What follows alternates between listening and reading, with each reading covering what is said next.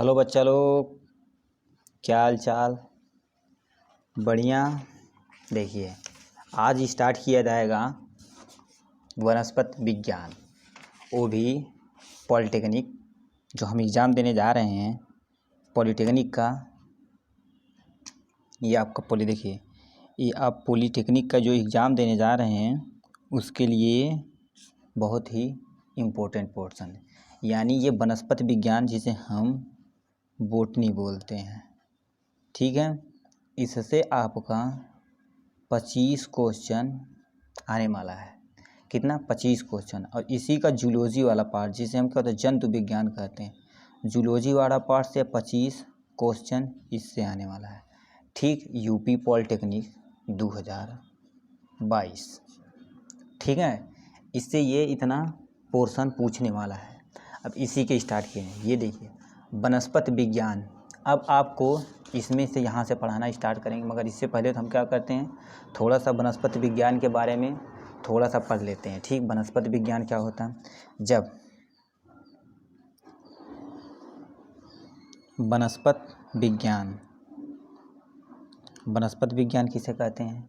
जब हम किसके पेड़ और पौधों का अध्ययन करते हैं, ठीक है।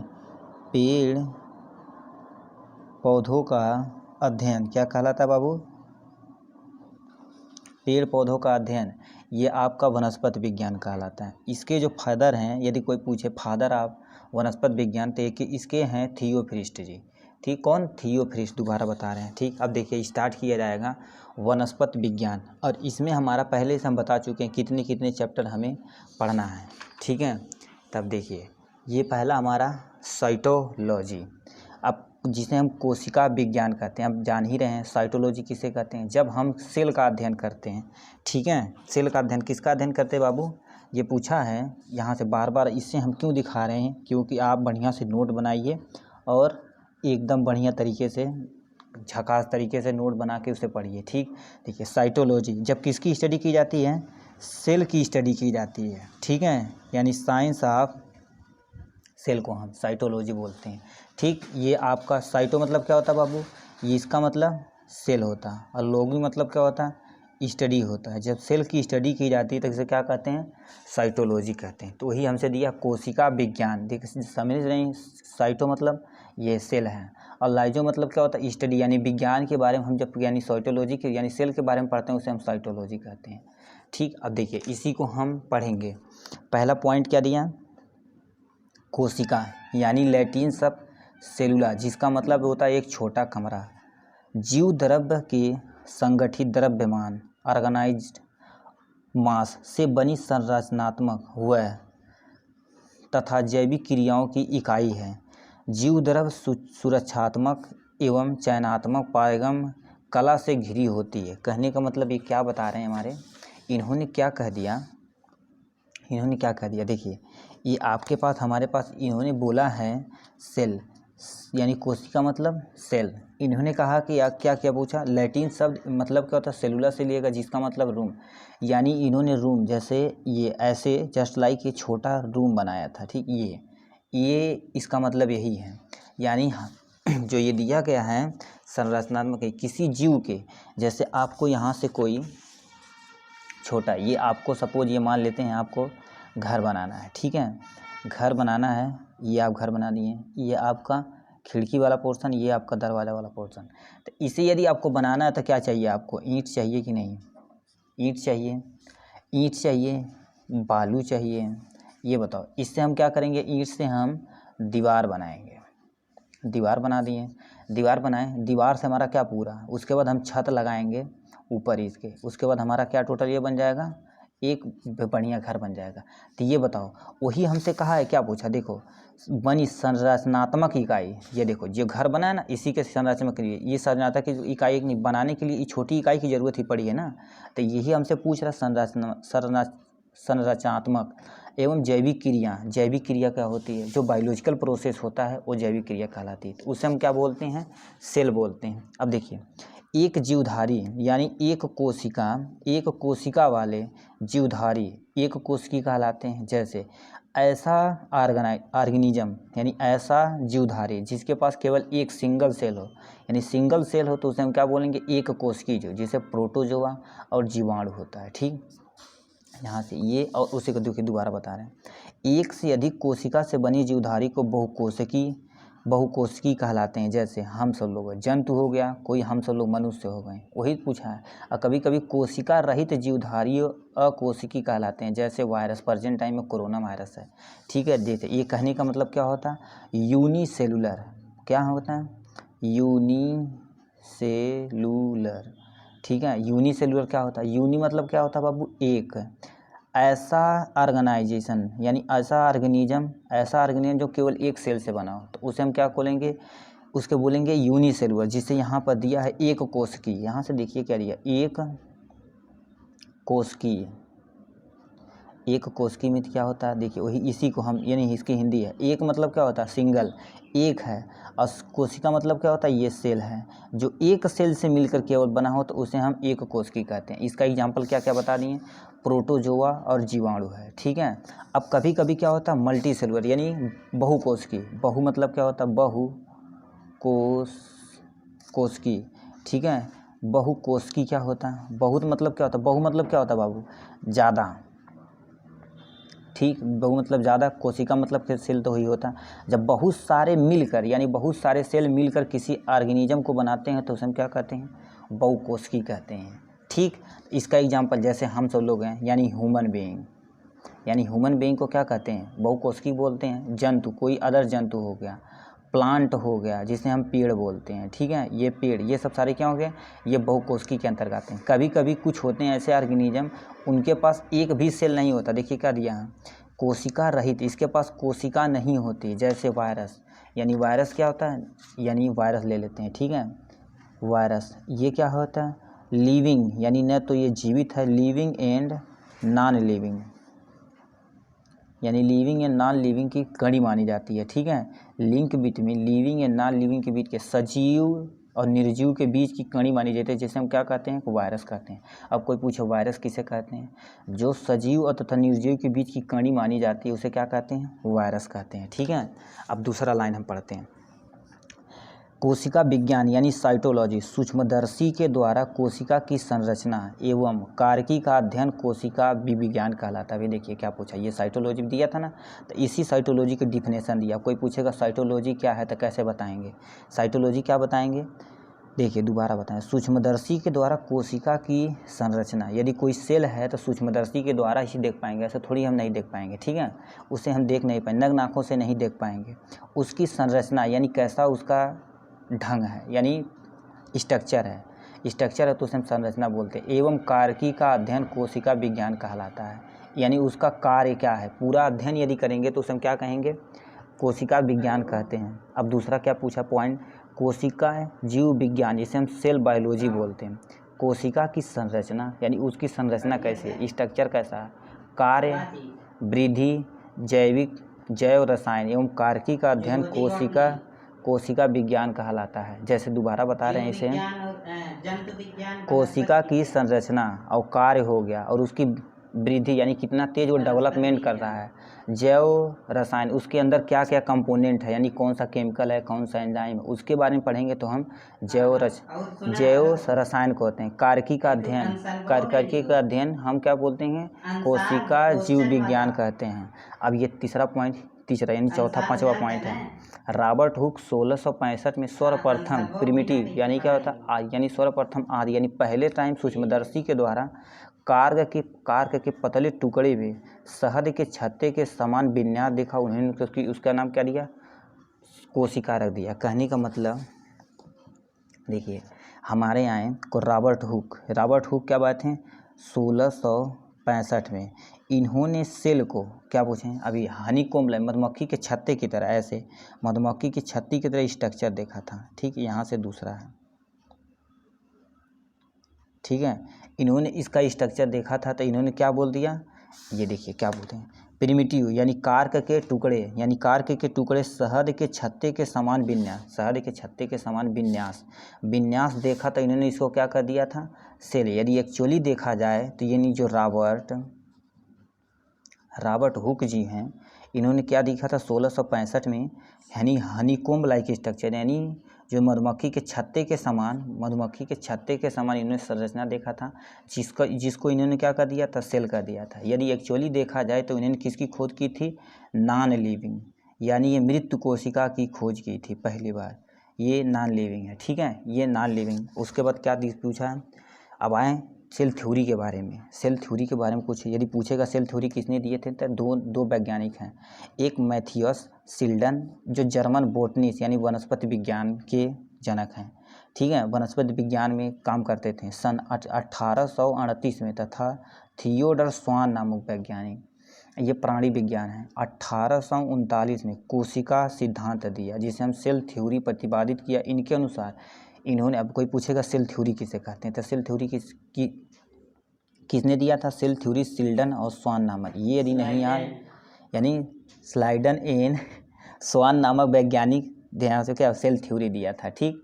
अब इसका पहला पॉइंट क्या दिया, इन्होंने कहा था सभी जीवधारी कोशिका, यानी सभी जीवधारी जो जितने भी लिविंग ऑर्गेनिज्म हैं, ठीक, यहाँ से लिविंग ऑर्गेनिज्म क्या होता, ये आपके लिविंग ऑर्गेनिज्म है।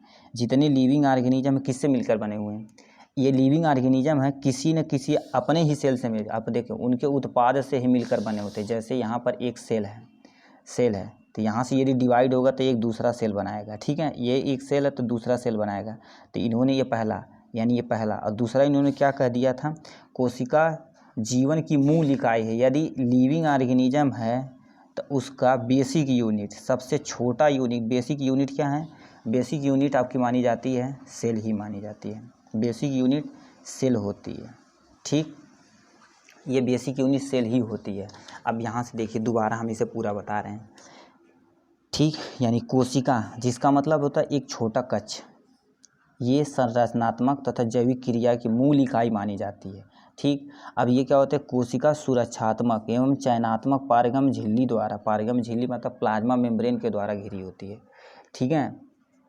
एक कोशिका वाले जीवधारी को, एक कोश की, जिसमें एक केवल कोशिका पाया जाता है उसे हम एक कोश की कहते हैं। जैसे प्रोटोजोआ जीवाणु, एक से अधिक जीवाणुओं यानी कोशिकाओं से बनी जीवधारियों को बहुकोशिकी कहते हैं। जैसे जंतु और मनुष्य कोशिका रहित जीवधारी अकोशिकी कहलाते हैं, जिसमें कोशिका नहीं हो, यानी सेल हो ही ना, तो उसे हम क्या कहेंगे, अकोशिकी बोलेंगे। जैसे एग्जाम्पल में आपका जीवाणु हो गया, ठीक। अब साइटोलॉजी क्या होता है, जिसे हम कोशिका विज्ञान कहते हैं। सूक्ष्मदर्शी के द्वारा जब कोशिका की संरचना एवं कारकी का अध्ययन किया जाता है तो उसे हम कोशिका विज्ञान कहते हैं। दूसरा क्या दिया है, कोशिका विज्ञान यानी सेल बायोलॉजी, कोशिका की संरचना, कार्य, वृद्धि, जैव रचना तथा कारकी का अध्ययन कोशिका विज्ञान कहलाता है, ठीक।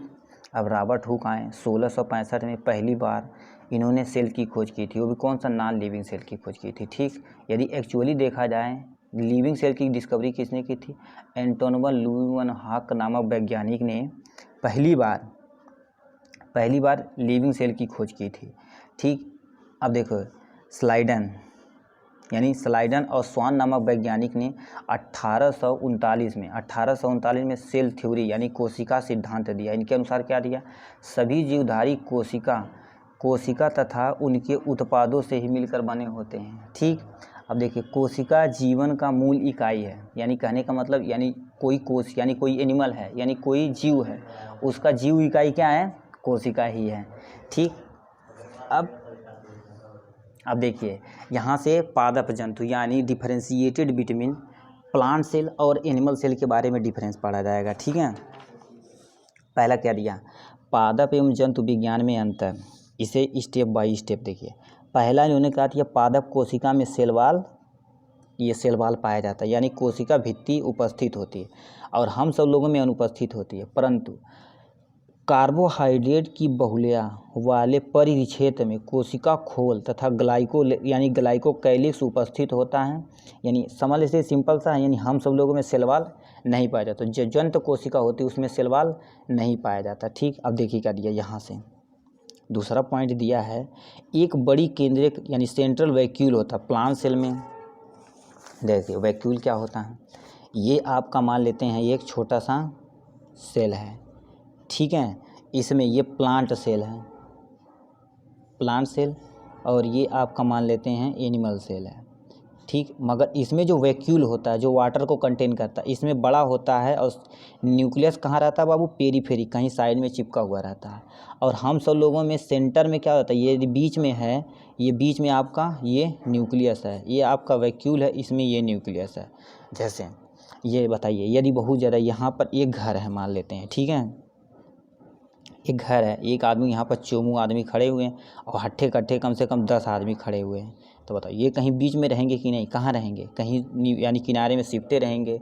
तो उसी तरह से वैक्यूल प्लांट सेल में देखा जाए तो वैक्यूल, ये जो वैक्यूल है जो यहाँ पर रिक्तिका यानी केंद्रिका यानी केंद्रिक रिक्तिका जो है इसे हम सेंट्रल वैक्यूल के नाम से जानते हैं, इंग्लिश में बता रहे हैं, ठीक है। ये वैक्यूल बड़ा होता है, क्यों, वैक्यूल क्या करता है, ये जल यानी वाटर को कंटेन करता है, ठीक है, यानी वाटर को कंटेन करता है, ये वाटर को कंटेन करके रखता है, जब ज़रूरत पड़े तो यानी प्लांट सेल अपना ये यहाँ से वाटर ले लेता है, ठीक है। ये आपका इसीलिए क्या होता है, यहाँ न्यूक्लियस जो साइड में है इसमें सेंट्रल वैक्यूल बड़ा होता है, हम सब लोगों में सेंट्रल वैक्यूल छोटा होता है, कहीं साइड बीच में पाया जाता है, ठीक। वही तुमसे देखिए बोला है एक बड़ी केंद्रिका यानी सेंट्रल वैक्यूल उपस्थित होता है, बड़ी केंद्रिका अनुपस्थित होती, हम सब लोगों में होती, छोटी छोटी होती है, ठीक। अब सेंट्रियोसोम क्या होता है, यहाँ से सेंट्रियोसोम जिसे हम तारक काय कहते हैं, सेंट्रियोसोम इसमें अनुपस्थित होता है, ठीक, इसमें अनुपस्थित होता है और हम सब लोगों में उपस्थित होता है। यही हमारा जो है जब सेल डिवीज़न पढ़ेंगे तब देखेंगे, यही जो है सेंट्रियोसोम ही हमारा क्या होता है, स्पिंडल फाइबर का फॉर्मेशन करता है, ठीक है। अब यहाँ पर चौथा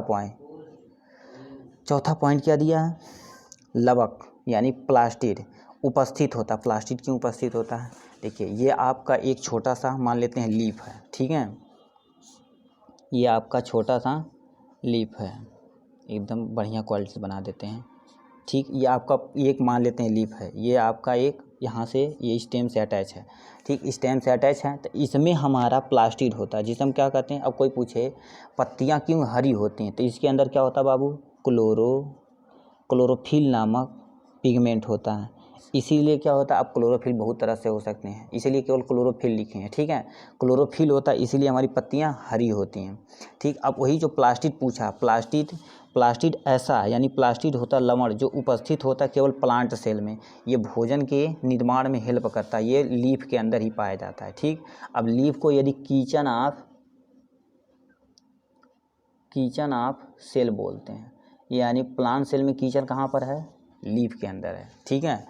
अब यही प्लास्टिड होता है, इसमें प्रेजेंट होता है, हम सब लोगों में तो मज़ा आता है, ऐसे बैठते हैं धूप में, धूप करके आराम से मज़ा ले लेते हैं।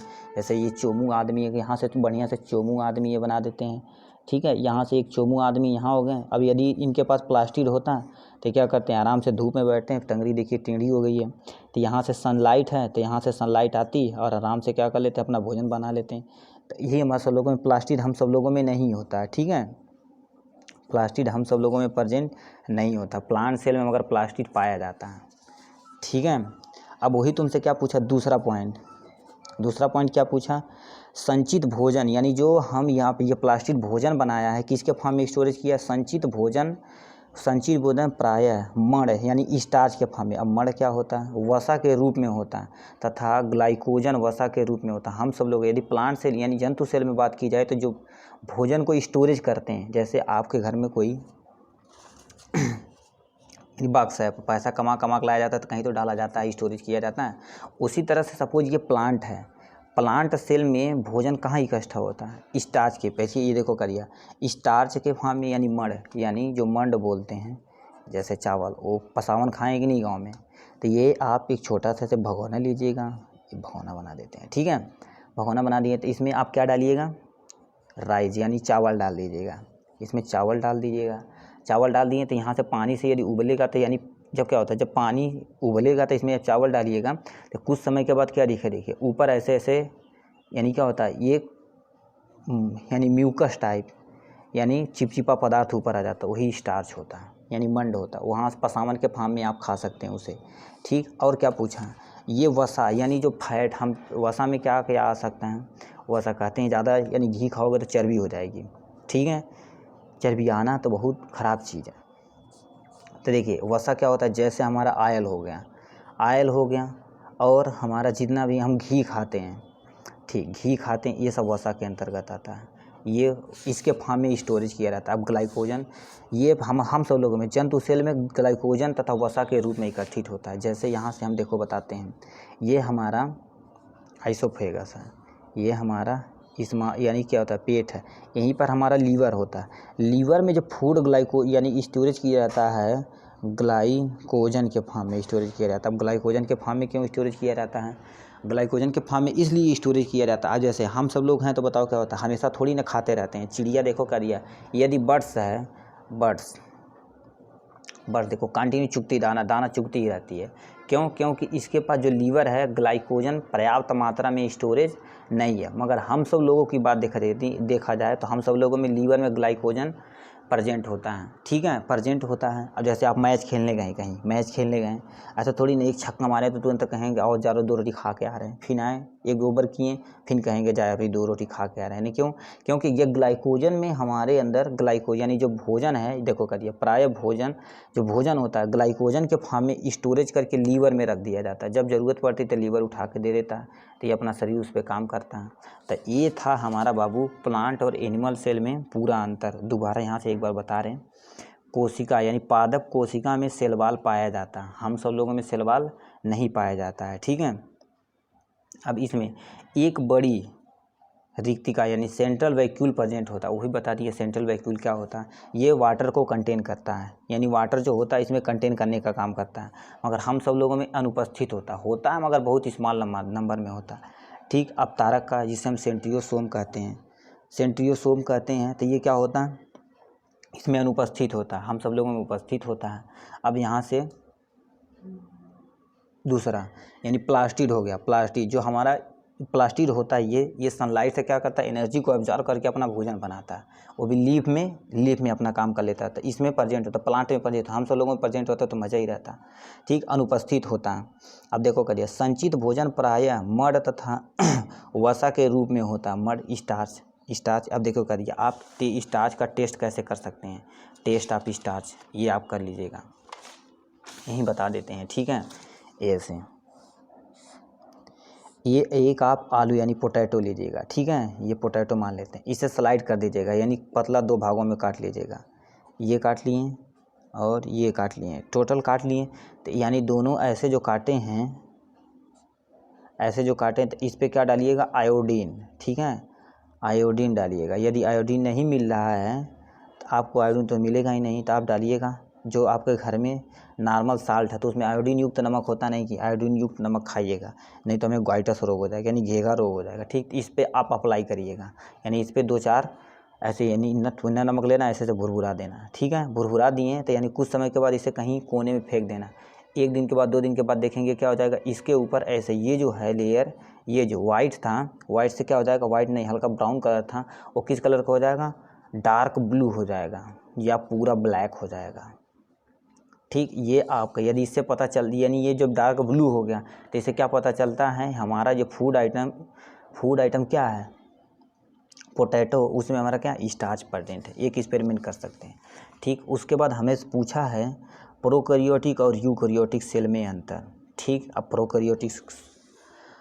प्रोकैरियोटिक यूकैरियोटिक क्या होता है, देखिए इसे ही देखा जाएगा। Differentiated between prokaryotic and eukaryotic cell. पहला हमारा दिया है प्रोकैरियोटिक सेल, दूसरा यूकैरियोटिक सेल। प्रो, जैसे आप पबजी वगैरह खेलते हैं तो उसमें प्रो बंदा होता है, यानी जो पहले होता है, ठीक है। प्रो मतलब क्या होता है, प्रिमिटिव होता है, ये प्रो मतलब प्रिमिटिव, और यानी कैरियोटिक मतलब न्यूक्लियस होता है, ठीक है। ये आपका न्यूक्लियस हो गया। यानी प्रो मतलब क्या होता है, प्रिमिटिव, जो सबसे पहले धरती पर आया है, तो उसे हम प्रिमिटिव बोलेंगे। और कैरियोटिक मतलब न्यूक्लियस होता है। देखिए ये प्रो मतलब प्रिमिटिव, जो धरती पे पहली बार आए थे तो उसे हम प्रिमिटिव यानी प्रोकैरियोटिक के अंतर्गत रखेंगे।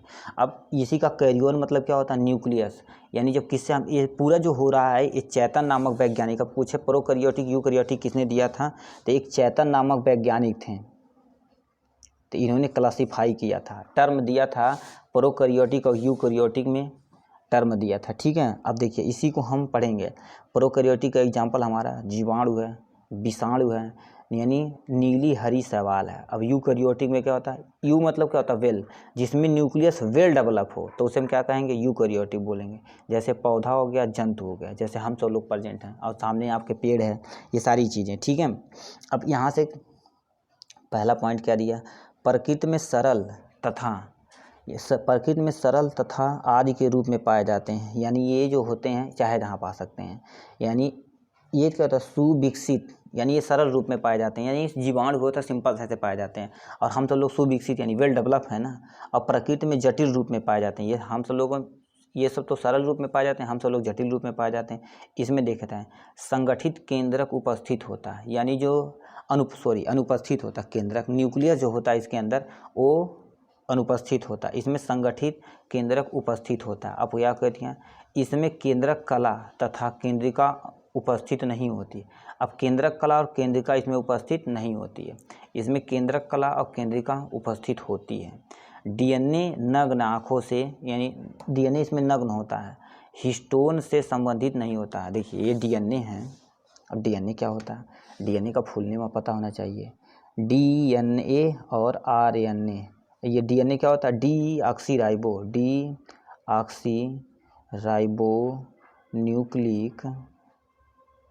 न्यूक्लिक एसिड होता है, ठीक। ये डीएनए का फुल फॉर्म है।